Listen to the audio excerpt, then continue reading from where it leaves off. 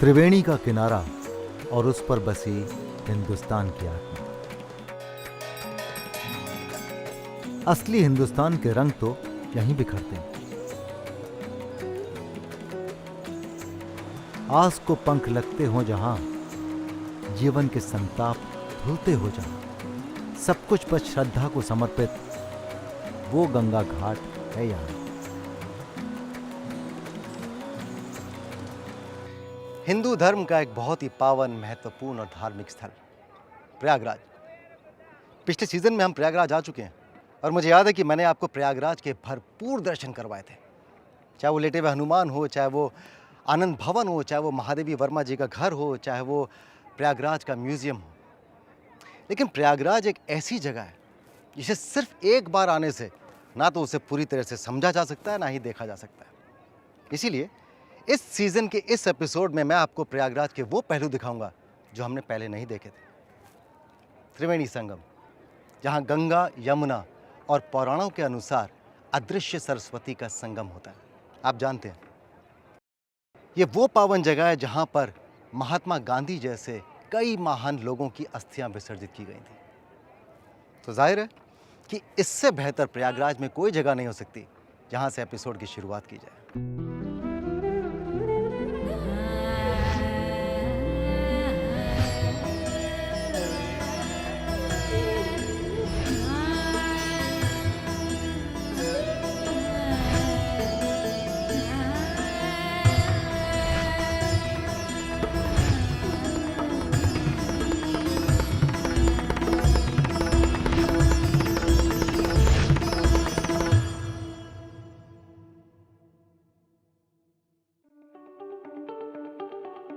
गंगा, यमुना और अदृश्य सरस्वती के प्रयाग से शुरुआत होगी प्रयागराज की। जानूंगा कैसे अंग्रेजों द्वारा बनाई गई एक झील को बचाया सेना की गंगा टास्क फोर्स ने। देखूंगा गंगा किनारे मिलने वाली जंगली घास से कैसे हो रही है खूबसूरत हस्तशिल्प कला।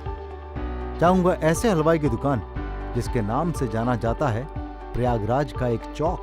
ये फॉरेन में भी जाती है। जानूंगा गंगा को प्रयागराज में साफ रखने के नमामि गंगे के बड़े कदम। होगी सैर खुसरो बाग की, जहां है मुगल बादशाह जहांगीर के परिवार के मकबरे। दर्शन होंगे नागों के राजा को समर्पित नाग वासुकी मंदिर के। करूंगा सजदा चंद्रशेखर आजाद को उनकी स्मृति में बने पार्क में। अयोध्या से प्रयागराज की दूरी लगभग 168 किलोमीटर है।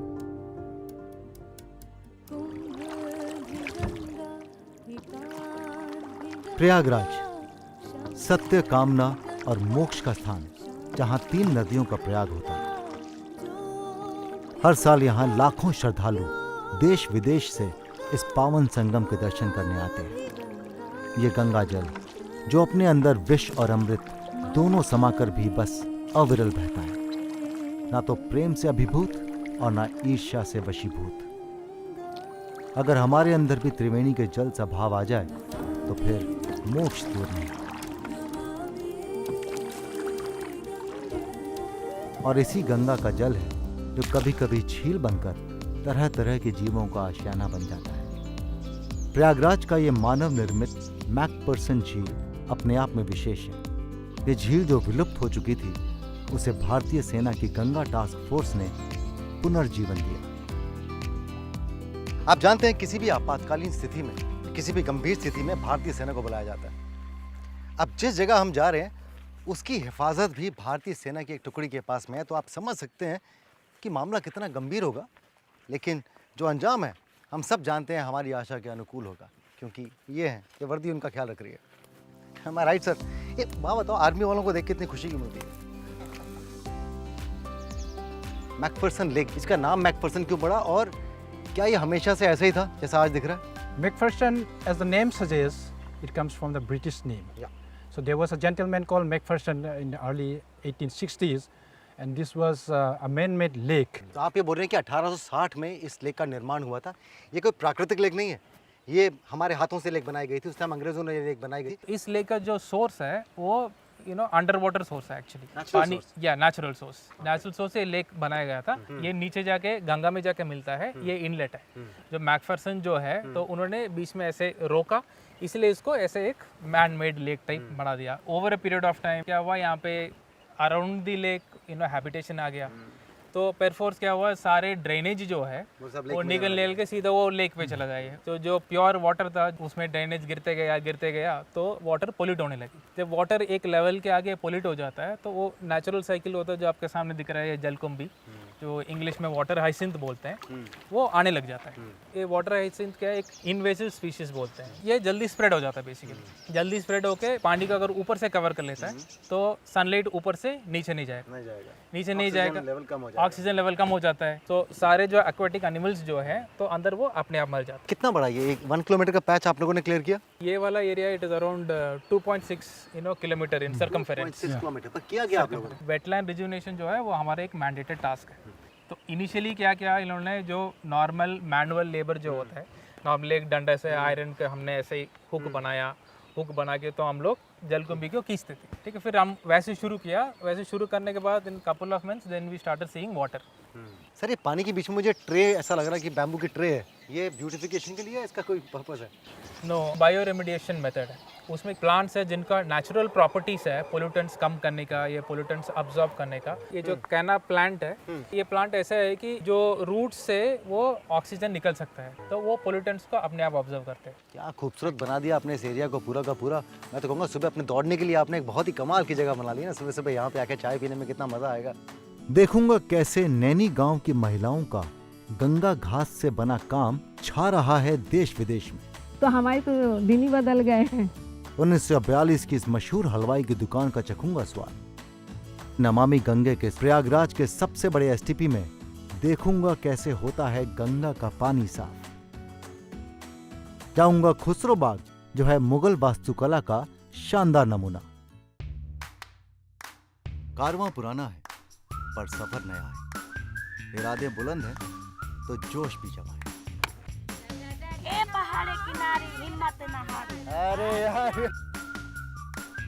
इस सफर में अगर गंगा के साथ यमुना का भी दीदार होगा तो कुछ राहों में शायद आपका भी घर होगा। मेरी मंजिल भी आप, मेरा मकसद भी आप। जिस गंगा के संग हूं मैं, उस गंगा की पहचान भी आप। तो आज मैं पहुंच गया हूँ एक बहुत ही खूबसूरत जगह। तो जनाब तैयार रहिए, आ रहा हूं मैं आपके द्वार पे दस्तक देने, आपका स्नेह और सहयोग दोनों लेने। तो देखना ना भूलिएगा, रग रग में गंगा, एक निर्मल अविरल यात्रा आपके अपने और राष्ट्र के सबसे बड़े चैनल दूरदर्शन नेशनल पर हर शनिवार और रविवार शाम 8:30 बजे। सपनों को मिले उड़ाने नहीं, अपने घर में खिले मुस्काने कहीं। Canara Home Loan, Canara Bank, together we can.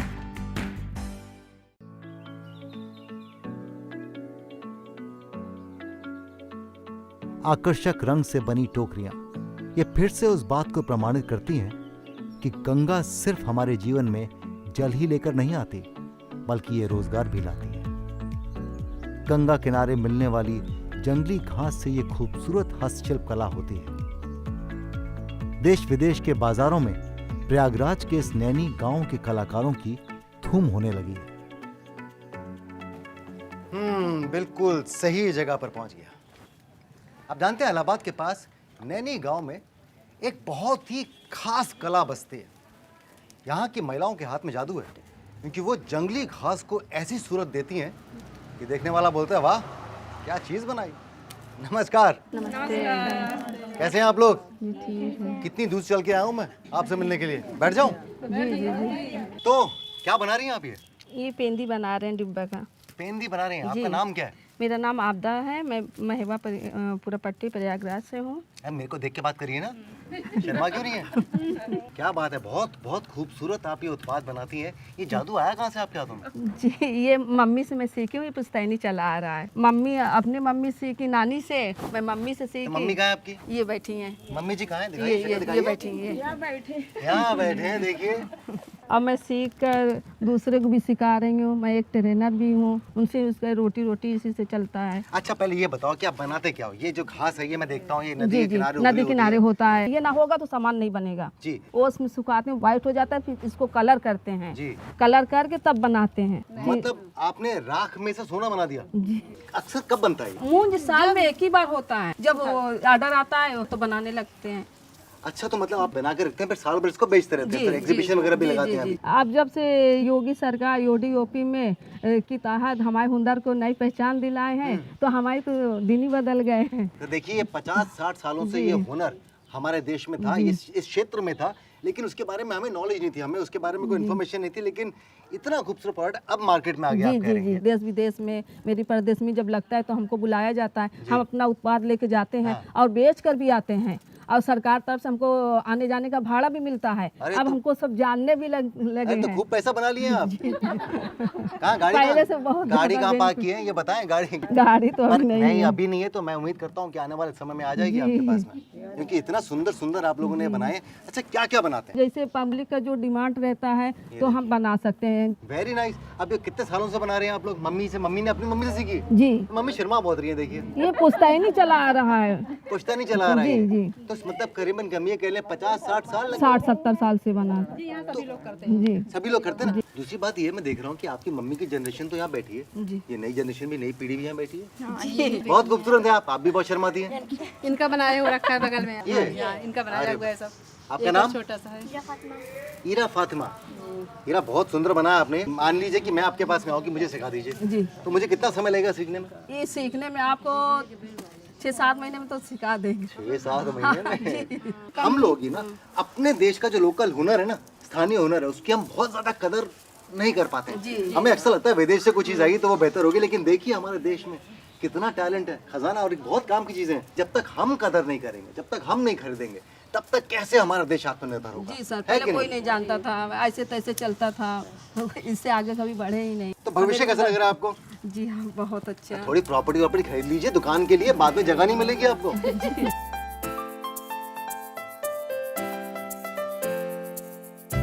Samosa गर्म तेल में सिककर जब ये बाहर आता है तो अच्छों के मुंह में पानी भर आता है।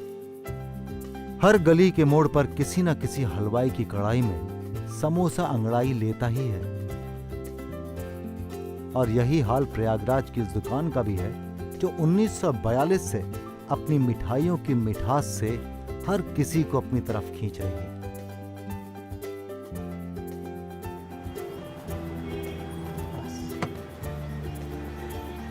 देखिए बड़े बड़े महानुभावों के नाम पर, नेताओं के नाम पर सड़कें बनी हैं, गलियां बनी हैं, चौक बने हैं, ये हम सब जानते हैं, लेकिन प्रयागराज में एक हलवाई के नाम पर चौक बना है, क्या आप जानते हैं?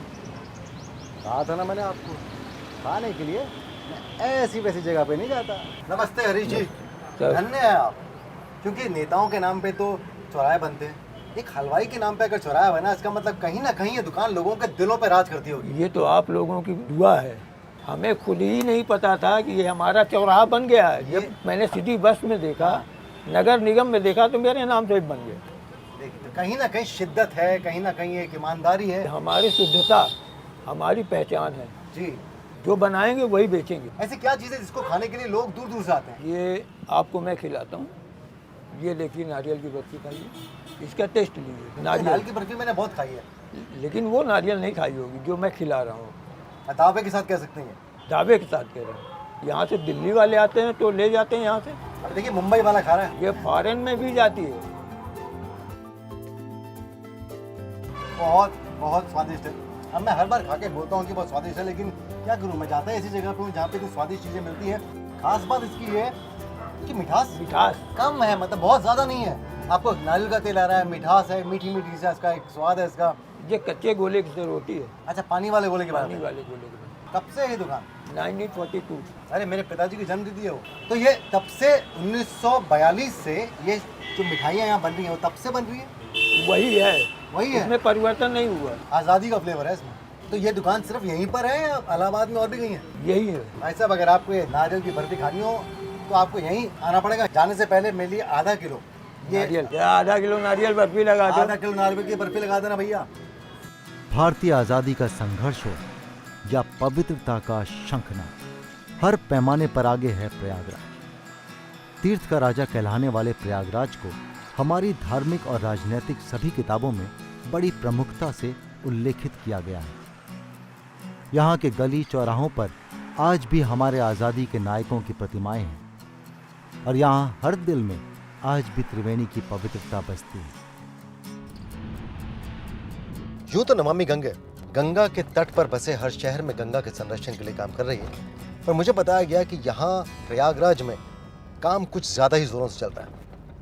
तो मैंने सोचा कि क्यों ना नमामि गंगे के अधिकारी से मिला जाए और ये जाना जाए कि क्या ज़रूरत है कि प्रयागराज में इतना काम हो। बड़ा कठिन है कुछ नया रच जाना, कुछ खास बनाना पड़ता है, कुछ खास दिखाना पड़ता है, गंदे पानी के नालों को निर्मल बनाना पड़ता है। यहाँ प्रयागराज में नमामि गंगे के सबसे बड़े अभियान वेस्ट पानी को ट्रीट करना हो या गंगा जल का संरक्षण करना हो, सब कुछ हो रहा है। यहाँ आकर हमें पता चलता है कि अपनी नदियों को साफ और स्वच्छ रखने के लिए हमें क्या करना चाहिए और क्या नहीं करना चाहिए, क्योंकि आप भी जानते हैं जल है तो जीवन है। काफ़ी बड़ा एसटीपी लग रहा है। हाँ, सभी काफ़ी बड़ा एसटीपी है ये। इसमें 2 यूनिट बने हुए हैं। एक तो 14 एमएलडी का हमारा बना हुआ है और इसी बगल में 29 एमएलडी 29 एमएलडी और बना हुआ है। तो 2 प्लांट बने हुए हैं। तो इतने बड़े एसटीपी की क्या ज़रूरत है? प्रयागराज में जो है एक्चुअली जनसंख्या इसकी काफ़ी ज़्यादा है, इस लिहाज से यहाँ पर सीवेज जनरेशन 350 एमएलडी से ज़्यादा होता है। तो क्या यही कारण है कि नमामि गंगे का इतना यहाँ पर जोरों से काम चल रहा है? जी, यूपी में इस समय हाईएस्ट ज़्यादा काम, मैक्सिमम काम यहाँ पर है। हम इस समय करीब 268 एमएलडी ट्रीटमेंट कर रहे हैं। 3 जगह पर हमारे ट्रीटमेंट प्लांट और बन रहे हैं जो कि सितंबर में पूरे हो जाएंगे। उसको पूरा करने के बाद हम 350 एमएलडी करके ट्रीटमेंट करने लगेंगे। ये 14 एमएलडी का जो ट्रीटमेंट प्लांट बना है ये SBR टेक्नोलॉजी बना, लेटेस्ट टेक्नोलॉजी बना हुआ है और इसमें खासियत ये है कि ये हमारा BOD जो है उसका 10 से भी कम आ जाता है। BOD हाँ, मतलब? जो ऑक्सीजन को कम कर देता है पानी जो में। BOD बेसिकली ऑक्सीजन खा जाता है पानी का। हाँ, बायोलॉजिकल ऑक्सीजन डिमांड जो है 0 होना चाहिए पीने के लिए। 1 सिटी 1 ऑपरेटर, ये मैंने सुना है। हाँ, इसका क्या अर्थ है? इसका ये अर्थ है जैसे एक कंपनी एक शहर को पूरा संभालेगी। जी। तो अदानी ने यहाँ पे सारे STP का O&M जो ऑलरेडी बने हुए एग्जिस्टिंग प्लांट्स हैं उनका ऑपरेशन एंड मेंटेनेंस अदानी कर रहा है, ताकि एक आदमी के ऊपर जिम्मेदारी हो, अगर पकड़ना हो तो उसी कंपनी को पकड़ो और अगर तारीफ करनी हो तो उसी कंपनी को। You are very much right. अगर हम ड्रेन्स की बात करें तो हमारे पास 74 ड्रेन्स हैं एट प्रयागराज, जिसमें से हमने 16 ड्रेन्स का तो टैप कर लिया है और अभी हमारे छोटे छोटे ड्रेन्स जो बचे हुए हैं। तो मैं हमेशा ये कहता हूँ कि सरकार अपना काम कर रही है, पैसा खर्च किया जा रहा है, इतने लोग जुड़े हुए हैं, लेकिन हमारा समर्थन अब भी नहीं है। इतना कचरा नज़र आता है त्रिवेणी पे जो कि हमारा फेंका हुआ है, इनका नहीं है। तो सिर्फ नालों को साफ़ कर सकते हैं, जो कचरा जा रहा है गंगा के अंदर, अन्य नदियों के अंदर, वो साफ़ कर सकते हैं, लेकिन जो हम जाकर फिजिकली डालते हैं, अपने हाथों से हम चढ़ाते हैं धर्म के नाम पर, उसे रोकना तो हमें ही पड़ेगा ना। अच्छा सर, प्रयागराज में इसके अलावा और कितने STP? टोटल 7 STP बने हुए हैं। दूसरा, हम इसका कुछ इस्तेमाल रीयूज़ भी करते हैं पानी का, हम जैसे प्लांटेशन में कर देते हैं या एग्रीकल्चर में, पूरा एग्रीकल्चर में हम दे देते हैं पानी। अभी हम लोग ये बनाने जा रहे हैं इसको, जो NTPC को रीयूज़ करने के लिए पानी देने के प्रोजेक्ट बना रहे हैं जी। जो आप देखें गंदा पानी यहाँ दिख रहा है उतना, ये ट्रीटमेंट बाद इसका ये पोजीशन आती है। ये तो पीने का पानी? हाँ, नहीं पीने पानी लग रहा है, लेकिन पोर्टेबल वाटर। मतलब जितना भी गंदा पानी सीवर से यहाँ पर आ रहा है वो ऐसा होने के बाद वापस छोड़ते हैं? जी, बेहतर छोड़ते हैं। अब इससे ज़्यादा सरकार क्या कर सकती है, ये क्या कर सकती है? प्रयागराज में अगर किसी चीज़ की कमी नहीं है तो वो है इतिहास की। ये खुसरो बाग प्रयागराज का ऐसा ही एक ऐतिहासिक स्थल है। 1857 में क्रांतिकारियों ने क्रांति का बिगुल यहीं से फूंका था। अंग्रेजों को खुलेआम चुनौती दी थी और 15 दिन तक यहीं से समानांतर सरकार चलाई थी। इन दृश्यों को जब हम याद करते हैं तो एक रोंगटे खड़े हो जाते हैं। तो वो कौन से बड़े नाम थे जो उस वक्त इस क्रांति से जुड़े थे? उस समय लियाकत अली और उनके जो भी क्षेत्रीय सहयोगी थे जी, उन्होंने इस जगह को, चूंकि चारों तरफ चारदीवारी से सुरक्षित जगह है, तो इस जगह को अपना एक केंद्र बनाया क्रांति का और यहाँ से चुनौती दी अंग्रेजों को स्वतंत्रता के लिए और काफ़ी हद तक वो कामयाब भी रहे जी। जब भी प्रयागराज की तस्वीरें देखते हैं जी, चाहे वो कुंभ मेले की तस्वीरें हो कुछ और, ये दो जो पीछे बिल्कुल ये आइकॉनिक और ये बहुत ही सुंदर कलाकृति है। ये लाल पत्थर का बना हुआ है काफ़ी हद तक आगरा के ताजमहल से जैसा। इसकी लोग तुलना करते हैं। पर ये किनकी याद में बनाए गए थे यहाँ पे और किसने बनाए थे? ये जहांगीर के परिवार के सदस्यों के हैं, एक उनके बेटे का है, एक उनकी बेटी का है, एक उनकी प्रथम पत्नी का है। अच्छा सर, लगभग इसका निर्माण कब हुआ था? सर ये 16वीं शताब्दी में जहांगीर के द्वारा इसका निर्माण कराया गया जी। और इसकी सबसे बड़ी खासियत है कि ये 40 एकड़ का पूरा एरिया है। 4 बाग पैटर्न इसकी सबसे बड़ी खासियत है। 4 बाग पैटर्न जो आप कह रहे हैं उसका मतलब हुआ कि चारों तरफ ये एक रेक्टेंगल शेप में बना हुआ है और चारों तरफ एक ओपन स्पेस नजर आता है। अच्छा, मैंने सुना है कि किसी वक्त यहाँ पर बड़े बड़े फाउंटेन्स भी हुआ करते थे। हाँ, ये बिल्कुल सही बात है। इसका प्रमाण भी आज भी मौजूद है। चूंकि ये नदी से काफी दूर है तो यहाँ कुएं खोदे गए थे मुगल पीरियड में। गंगा जमुना का संगम है तो वाटर लेवल यहाँ का ठीक है। आज भी यहाँ पे कई कुएं हैं, तो उन कुओं के माध्यम से पानी को मजदूरों के द्वारा हाइट पे चढ़ा के ग्रेविटी के थ्रू पानी को पर्कुलेट करके और फिर वो फाउंटेन के थ्रू प्रेशर से ऊपर आता था। आज भी आप सामने देखें तो एक फाउंटेन ही नजर आ रहा है जी, जो अभी कार्यशील नहीं है, लेकिन कभी आपने सही सुना है कि मुगल काल में यहाँ फाउंटेन हुआ करते थे। काफी सुंदर नजारा होता था। खुसरो, जहांगीर का काबिल बेटा, अकबर बादशाह का चहेता पोता और जिसे माना जाता था कि वो ही जहांगीर के बाद मुगलिया सल्तनत का बादशाह होगा। खुसरो पार्क में खुसरो, उनकी बहन और मां के शानदार लाल पत्थरों के मकबरे हैं। ये मकबरे एक बार फिर हमें मुगल काल की आकर्षक और अद्वितीय वास्तुकला का एहसास करवाते हैं। आगे होंगे दर्शन प्रयागराज के प्रमुख देवों में से एक नाग वासुकी के, क्रांतिकारी वीर चंद्रशेखर आजाद के मैं करूंगा चरण स्पर्श।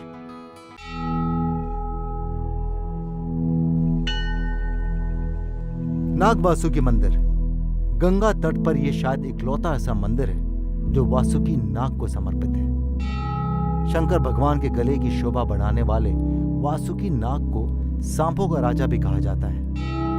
नाग पंचमी और माघ मेले के समय यहाँ लाखों की संख्या में श्रद्धालु आते हैं और अपनी मनोकामना पूर्ण करने की विनती नाग वासुकी से करते हैं।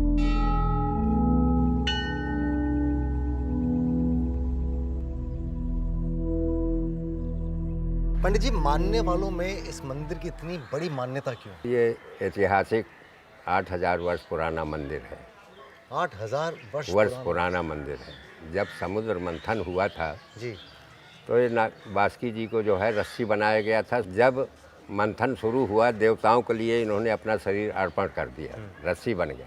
तो इन्होंने कहा विष्णु भगवान से कोई ऐसा स्थान दीजिए कि कुछ दिन रहकर जीवित में और सेवा कर सकूं। गंगा किनारा है मंदिर के सामने, पंचकोशी में आता है जी। अगर आप किसी पर्व में आते हैं, संगम नहीं पहुंच पाते हैं, अगर यहाँ स्नान करेंगे तो वही फल मिलेगा जो संगम का महत्व। तो इनको यहाँ स्थान दिया, यहाँ ये निवास करने लग गए जी। अच्छा, हर साल इतने लोग यहाँ पे आते हैं, इतने श्रद्धालु यहाँ पे आते हैं और यहाँ पर आकर यहाँ विशेषकर नाग पंचमी को बड़ा भारी मेला लगता है। कम से कम 2.5-3 लाख आदमी दर्शन करते हैं और मान्यता रहती है कि जो उस दिन वासुकी जी के दर्शन करेगा उसकी काल सर्प की शांति। अपने लिए नहीं, आप सबके लिए आशीर्वाद मांग रहा हूँ। आ जाइए, अंदर आ जाइए। देखिए 5 मुख के वासुकीनाथ जी, और ये एक पत्थर की मूर्ति है। मैं तो इनकी सेवा कर रहा हूँ वैसे ही, बस बुढ़ापा कट रहा है इनके पास। बहुत से लोगों का प्यार और आपकी शुभकामनाएं आपके लिए हमेशा ठीक है आती रहेंगी। बहुत बहुत वासुकीनाथ की तरफ से आप लोगों की शुभकामना जी। संपूर्ण कष्ट निवारण हो, मंगल में यात्रा होती रहे। चंद्रशेखर आजाद, तेरी हिम्मत को सच था। इसी पार्क में अंग्रेजों के खिलाफ लड़ते हुए खुद को गोली मारकर शहीद किया था आजाद ने, क्योंकि उन्होंने कहा था आजाद ही है और आजाद ही रहेंगे। आज उनकी स्मृति में बनाया गया ये चंद्रशेखर आजाद पार्क प्रयागराज का दिल है। प्रयागराज का ये अमर शहीद चंद्रशेखर आजाद पार्क। मैं जानता हूँ पिछली बार भी यहाँ पर आया था, लेकिन इस बार मैं यहाँ पर आया हूँ खुद को ये याद दिलाने के लिए कि बहुत जल्द हम आज़ादी के 75 साल पूरे करने जा रहे हैं। राजीव, क्या है आपकी तैयारी? और जनाब, क्या है आपकी तैयारी? नहीं सोचा आपने? नहीं, ये आज़ादी हमें मुफ्त में नहीं मिली है। ये कई लोगों की कुर्बानियों के बाद हमें मिली है, और जब कुर्बानी इतनी बड़ी हो कि सैकड़ों लोगों को आज़ाद भारत जीने के लिए मिल जाए, तो उस कुर्बानी का उद्देश्य पूरा करना उन सैकड़ों लोगों की जिम्मेदारी होता है। अखंड भारत, ताकतवर भारत, खुशहाल भारत, समृद्ध भारत, आत्मनिर्भर भारत। यही तो उद्देश्य था, यही तो सपना था उनका, जो हमें पूरा करना है। नहीं, ये सरकार पे मत धकेलिए। सरकारें सिर्फ नीतियां बनाती हैं, ये देश हमारे पसीने से चलता है। इस देश पर, पूरे भारत पर एक साइकिल चलाने वाले का उतना ही अधिकार है जितना एक विदेशी गाड़ी चलाने वाले का है। एक किसान का उतना ही अधिकार है जितना एक उद्योगपति का है। तो जब अधिकार बराबर का है तो जिम्मेदारी भी तो बराबर की हुई।